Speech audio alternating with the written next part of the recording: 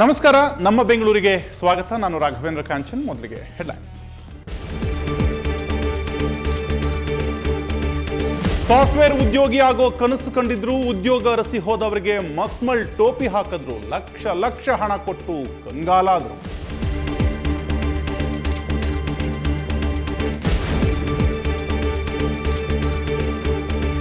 BTM ಲೇಔಟ್ನಲ್ಲಿ ಕಾಲೇಜೇ ನಕಲಿ, ಸುದ್ದಿ ತಿಳಿದ ಎಬಿವಿಪಿ ದಾಳಿ, ಕಾರ್ಯಕರ್ತರ ರೋಷಾವೇಶಕ್ಕೆ ಸಿಇಒ ಗಲಿಬಿಲಿ.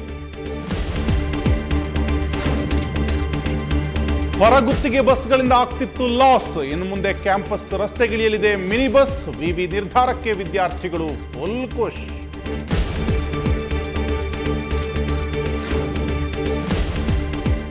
ಒಳಗೆ ಕಾರ್ಯಕ್ರಮ, ಹೊರಗೆ ಪ್ರತಿಭಟನೆ. ಅಂಗವಿಕಲರ ದಿನಾಚರಣೆಗೆ ಅಂಗವಿಕಲರಿಗೆ ಅವಕಾಶವಿಲ್ಲ, ವಿಕಲಚೇತನರಿಂದ ಕಪ್ಪು ಪಟ್ಟಿ ಧರಿಸಿ ಆಕ್ರೋಶ.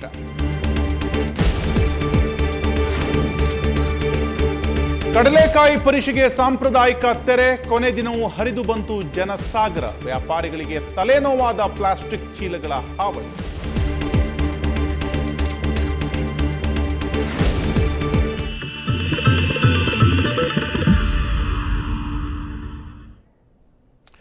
ಅವರೆಲ್ಲ ಕೈತುಂಬ ಸಂಬಳ ಸಿಗುವ ಸಾಫ್ಟ್ವೇರ್ ಉದ್ಯೋಗದ ಕನಸು ಕಂಡಿದ್ರು. ಆ ಕನಸು ನನಸಾಗತ್ತೆ ಅಂತ ಆ ಸಾಫ್ಟ್ವೇರ್ ಕಂಪನಿಯ ಕದ ತಟ್ಟಿದ್ರು. ಆದರೆ ಅವರ ಕನಸನ್ನೇ ಬಂಡವಾಳವಾಗಿಸಿ ಆ ಕಂಪನಿ ಮಾಡಿದ್ದೇನು ಗೊತ್ತಾ? ಈ ಸ್ಟೋರಿ ನೋಡಿ.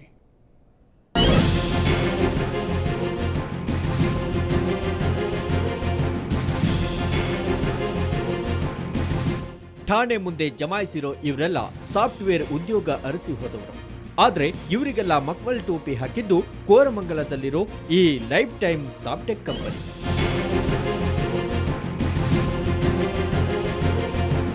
ಅಸಲಿಗೆ ಇದೊಂದು ಬ್ಲೇಡ್ ಕಂಪನಿ. ಖಾದರ್ ಅಲಿ, ನಾಗಶ್ರೀ ಈ ಟೋಪಿ ಕಂಪನಿಯ ಮ್ಯಾನೇಜರ್ ಮತ್ತು HR. ಜಾವಾ ಮತ್ತು ಸ್ಯಾಪ್ ಸಾಫ್ಟ್ವೇರ್ ಹೆಸರಲ್ಲಿ ತಲಾ 1 ಲಕ್ಷ ರೂಪಾಯಿ ಹಣ ಪಡ್ಕೊಂಡಿತ್ತು.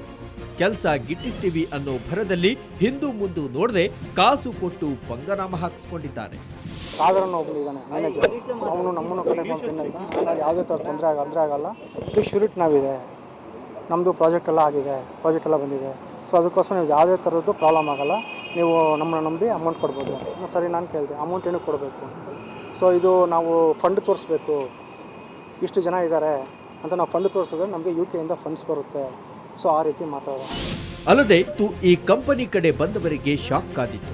ಯಾಕಂದ್ರೆ ಅಲ್ಲಿ ಸಾಫ್ಟ್ವೇರ್ ಉದ್ಯೋಗದ ಕನಸು ತೋರಿಸಿದ್ದ ಮ್ಯಾನೇಜರು ಇಲ್ಲ, HR ಇಲ್ಲ. ಮೊಬೈಲ್ಗೆ ಕರೆ ಮಾಡಿದ್ರೆ ಇಬ್ಬರ ಮೊಬೈಲು ಸ್ವಿಚ್ ಆಫ್ ಆಗಿತ್ತು. All our friends also, they have given the money, so we thought there is nothing, no way to be cheated from them. So we just paid the amount, and now that I have joined on 18th, today is 3rd. Today we just see that there is no sign of the manager, the HR or whoever recruited us into the company. So we are just here seeking for help and justice.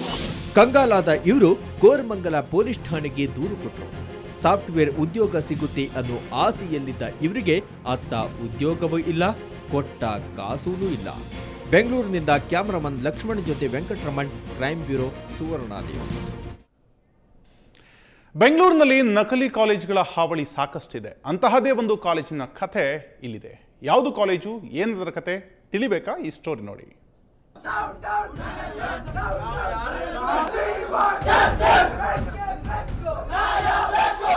ಬೆಂಗಳೂರಿನ BTM ಲೇಔಟ್ನಲ್ಲಿರೋ imperial college ಇವತ್ತು ಗೊಂದಲದ ಗೂಡಾಗಿತ್ತು.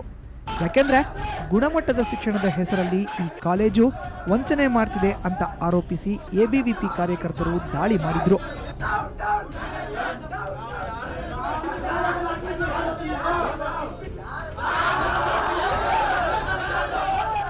ಕಾಲೇಜಿನ CEO Harikrishna ಮಾರನ್ಗೆ gherao ಹಾಕಿದ್ರು.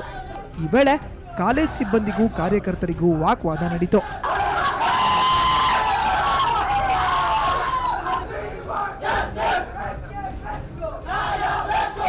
ಇವ್ರು ಏನು ಮಾಡಿದ್ದಾರೆ ಅಂದರೆ ಈಗ ಟ್ಯೂಷನ್ ಸೆಂಟರ್ ತಗೊಂಡ್ಬಂದ್ಬಿಟ್ಟು ಇಲ್ಲಿ ರೆಗ್ಯುಲರ್ ಕಾಲೇಜ್ ಅಂತ ನಡೆಸ್ತಿದ್ದಾರೆ. ಇದೇನಾಗಿದೆ ಅಂತ ಮೊದಲು ಪ್ರಾಬ್ಲಮ್ ಆಗಿದೆ, ಸ್ಟೂಡೆಂಟು ಈ ಕರ್ನಾಟಕದವರಲ್ಲ, ಎಲ್ಲ ಆಂಧ್ರ, ತಮಿಳ್ನಾಡು ಈ ಕಡೆಯಿಂದ ಬಂದು ಅಡ್ಮಿಷನ್ ಆಗಿದ್ದಾರೆ. ಫಸ್ಟ್ ಬ್ರಾಂಚ್ ಏನಿದೆ ಆ ಬ್ರಾಂಚ್ಗೆ 3.5 ಲಕ್ಷ ರೂಪಾಯಿ 4 ಲಕ್ಷ ರೂಪಾಯಿ ಲೋನ್ ಮಾಡಿಬಿಟ್ಟು ದುಡ್ಡು ಇಸ್ಕೊಂಡ್ಬಿಟ್ಟು ನೆಕ್ಸ್ಟ್ ಏನು ಮಾಡಿದ್ದಾರೆ, ಹೋಗಿ ಆಗಲಿ ಇವರು ಇಸ್ಕೊಂಡಿದ್ದಾರೆ, ನಮಗೇನು ಬೇಜಾರಿಲ್ಲ, ಆದರೆ ಮಾಸ್ ಕಾರ್ಡ್ ಆದರೂ ಕೊಡಬೇಕಲ್ಲ. ಇಲ್ಲಿ ನೋಡಿದ್ರೆ ಫಸ್ಟ್ ಮಾಸ್ ಕಾರ್ಡೇ ಕೊಡ್ತಿಲ್ಲ. ಈ ಕಾಲೇಜು ರೆಗ್ಯುಲರ್ ತರಗತಿ ಅಂತ ಹೇಳಿ ಕರೆಸ್ಪಾಂಡೆನ್ಸ್ ತರಗತಿ ನಡೆಸ್ತಿತ್ತು. ಅಲ್ಲದೆ ಒಂದು ಕೋರ್ಸ್ಗೆ ಸುಮಾರು 4.4 ಲಕ್ಷ ವಸೂಲಿ ಮಾಡಿ ವಿದ್ಯಾರ್ಥಿಗಳಿಗೆ ಅಂಕಪಟ್ಟಿ ನೀಡದೆ ಮೋಸ ಮಾಡ್ತಿದೆ ಅಂತ ವಿದ್ಯಾರ್ಥಿಗಳು ಆರೋಪಿಸಿದರು. ನಮ್ಮ ಕಾಲೇಜಿಗೆ ಫೀಸ್ ಪೇ ಮಾಡಿದ್ದಾರೆ ಅಂತ ಒಂದು ರಿಸಿಪ್ಟ್ ತೋರಿಸಿ.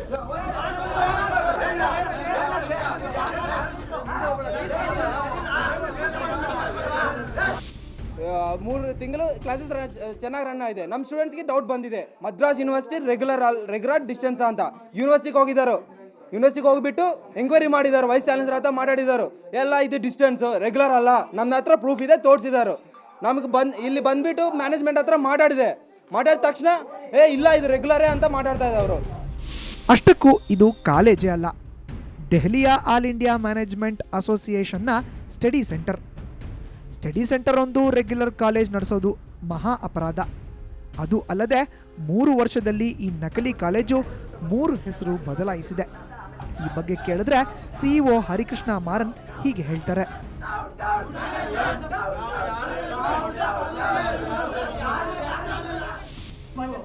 ಇದು ಐಮಾ ಪ್ರೋಗ್ರಾಮು ಆಲ್ ಓವರ್ ಇಂಡಿಯಾನಲ್ಲಿ ಒಂದೇ ಪ್ರೋಗ್ರಾಮ್ ಇರೋದು. 1994ರಿಂದ ಈ ಪ್ರೋಗ್ರಾಮ್ ಆಗ್ತಾ ಇದೆ. ಈ ಪ್ರೋಗ್ರಾಮ್ ಕಾಲ್ ಮಾಡಿ ಇದು ಡಿಸ್ಟೆನ್ಸ್ ಇದು ರನ್ ಮಾಡೋದು as a distance learning programme only. But we are conducting classes regularly and conducting all the whatever required things are there we are providing to all the students. ಈ ಬಗ್ಗೆ ABVP BTM layout police ಠಾಣೆಯಲ್ಲಿ ದೂರು ಕೊಟ್ಟಿದೆ. ಒಟ್ಟಾರೆ ದೊಡ್ಡ ಕಾಲೇಜಿಗೆ ಸೇರಿದ್ರೆ ಒಳ್ಳೆ ಶಿಕ್ಷಣ ಸಿಗುತ್ತೆ ಅನ್ನೋ ವಿದ್ಯಾರ್ಥಿಗಳು ಎಚ್ಚರದಿಂದ ಇರೋದು ಒಳಿತು. ಬೆಂಗಳೂರಿಂದ ಕ್ಯಾಮರಾ ಪರ್ಸನ್ ವೆಂಕಟೇಶ್ ಜೊತೆ ಮಸೂದ್ ದೊಡ್ಡಬಾಗಿಲು, ಸುವರ್ಣ news.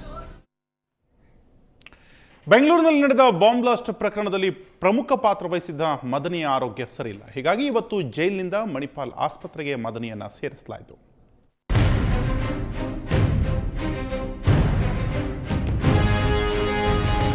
Abdul Nazeer Madani 2008ರ serial blast ಮತ್ತು 2010ರ ಚಿನ್ನಸ್ವಾಮಿ ಬ್ಲಾಸ್ಟ್ ಪ್ರಕರಣದ ಶಂಕಿತ ಆರೋಪಿ. 2010ರಲ್ಲೇ ರಾಜ್ಯ ಪೊಲೀಸರು ಮದನಿಯನ್ನ ಕೇರಳದಲ್ಲಿ ಬಂಧಿಸಿ ಕರೆತಂದಿದ್ದರು. ಪರಪ್ಪನ ಅಗ್ರಹಾರದಲ್ಲಿದ್ದ ಈತ ಅನಾರೋಗ್ಯದ ನೆಪವೊಡ್ಡಿ ಜಾಮೀನು ಸಲ್ಲಿಸುತ್ತಿದ್ದ.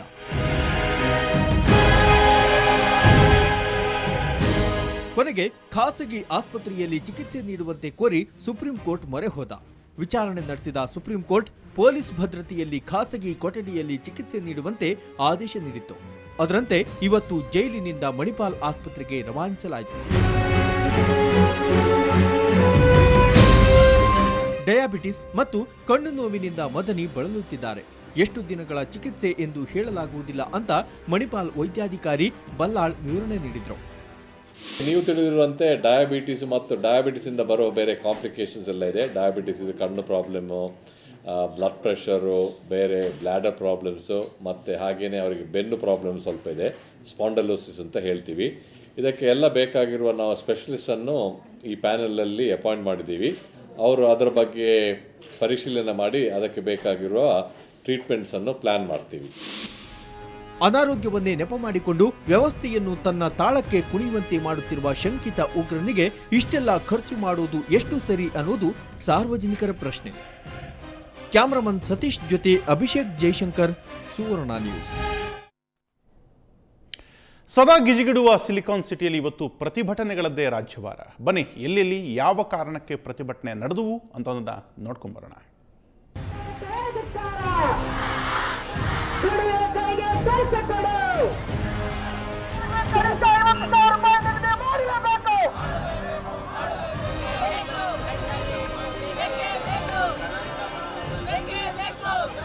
ದಿನನಿತ್ಯ ಒಂದಿಲ್ಲೊಂದು ಪ್ರತಿಭಟನೆ ನಡೆಯುತ್ತಿರುವ ಫ್ರೀಡಂ ಪಾರ್ಕ್ನಲ್ಲಿ ಇವತ್ತು ಜನಜಂಗುಳಿ ಇತ್ತು.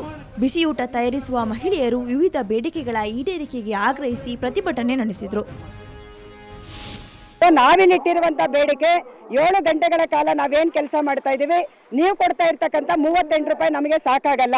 ಸೊ ಎಲ್ಲಾ ಸರ್ಕಾರದ ಬೇರೆ ಬೇರೆ ಇಲಾಖೆಗಳಲ್ಲಿ ಏನು ದಿನಕ್ಕೆ 150 ರೂಪಾಯಿಯನ್ನ ಕೊಡ್ತಾ ಇದ್ದಾರೆ, ಆ 150 ರೂಪಾಯಿಯನ್ನ ನಮಗೆ ನಿಗದಿ ಮಾಡಬೇಕು ಅಂತ ಹೇಳಿ ನಾವು ಕೇಳಲಿಕ್ಕೆ ಬಂದಿದ್ದೇವೆ. ನಾವೇನು 1000 ರೂಪಾಯಿ ಸಂಬಳ ಕೇಳಕ್ಕೆ ಬರಲಿಲ್ಲ.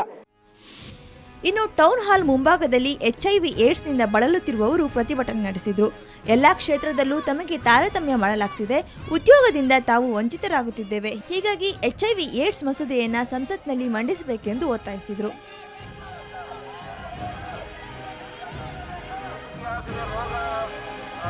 ಕಾರಣವಾಗಿರುವ ಸರ್ಕಾರ ಕಾಲುಬಾಯಿ ರೋಗದಿಂದ ಹಸುಗಳನ್ನು ಕಳೆದುಕೊಂಡ ರೈತರು ಕೂಡ ಇವತ್ತು ಧರಣಿ ನಡೆಸಿದ್ರು. ಕೂಡಲೇ ಸರ್ಕಾರ ಪರಿಹಾರ ನೀಡಬೇಕು ಹಾಗೂ ರೋಗ ನಿಯಂತ್ರಣಕ್ಕೆ ಕ್ರಮ ಕೈಗೊಳ್ಳಬೇಕು ಎಂದು ರಾಜ್ಯ ಪ್ರಾಂತ ರೈತ ಸಂಘಟನೆಯ ಕಾರ್ಯಕರ್ತರು ಆಗ್ರಹಿಸಿದರು. ಜಾನುವಾರು ಕಳ್ಕೊಂಡಿರುವಂಥ ಎಲ್ಲ ರೈತರಿಗೆ ಪರಿಹಾರ ಸಿಗಬೇಕು. ಹೈನುಗಾರಿಕೆಯನ್ನು ಅದರ ಉತ್ಪಾದಕತೆಯನ್ನು ಹೆಚ್ಚು ಮಾಡಲಿಕ್ಕೆ ರಾಜ್ಯ ಕೇಂದ್ರ ಸರ್ಕಾರಗಳು ದೊಡ್ಡ ಪ್ರಮಾಣದ ಬಂಡವಾಳ ಹೂಡಬೇಕು ಅಂತ ಹೇಳಿ ಇವತ್ತು ಕರ್ನಾಟಕ ಪ್ರಾಂತ ರೈತ ಸಂಘ ಮತ್ತು ಕರ್ನಾಟಕ ರಾಜ್ಯ ಹಾಲು ಉತ್ಪಾದಕರ ಹೋರಾಟ ಸಮಿತಿ ಪ್ರತಿಭಟನೆಯನ್ನು ಹಮ್ಮಿಕೊಂಡಿದೆ. ಕೂಡಲೇ ಸರ್ಕಾರ ನಮ್ಮ ಸಂಘದ ಮುಖಂಡರನ್ನು ಮಾತುಕತೆ ಕರೆದು ಬೇಡಿಕೆಗಳನ್ನು ಈಡೇರಿಸಲಿಲ್ಲ ಅಂತಂದರೆ ಬೃಹತ್ ಆದಂಥ ಹೋರಾಟವನ್ನು ಮಾಡೋದು ಅನಿವಾರ್ಯ ಆಗುತ್ತೆ ಅಂತೇಳಿ ಈ ಸಂದರ್ಭದಲ್ಲಿ ಎಚ್ಚರಿಸಲಿಕ್ಕೆ ಇಷ್ಟಪಡ್ತೇವೆ. ಪ್ರತಿಭಟನೆಗಳೇನೋ ಜೋರಾಗಿವೆ, ಆದರೆ ಸರ್ಕಾರ ಇದಕ್ಕೆಲ್ಲ ಯಾವಾಗ ಪರಿಹಾರ ನೀಡುತ್ತೆ ಅನ್ನೋದೇ ಯಕ್ಷ ಪ್ರಶ್ನೆ. ಬೆಂಗಳೂರಿನಿಂದ ಕ್ಯಾಮರಾಮನ್ ಮಹೇಶ್ ಜೊತೆ ಮಮತಾ ಮರ್ದಾಳ, ಸುವರ್ಣ ನ್ಯೂಸ್. ನಮ್ಮ ಬೆಂಗಳೂರು ಮುಂದುವರಿದೆ ಒಂದು ಪುಟ್ಟ ಬ್ರೇಕ್ ನಂತರ.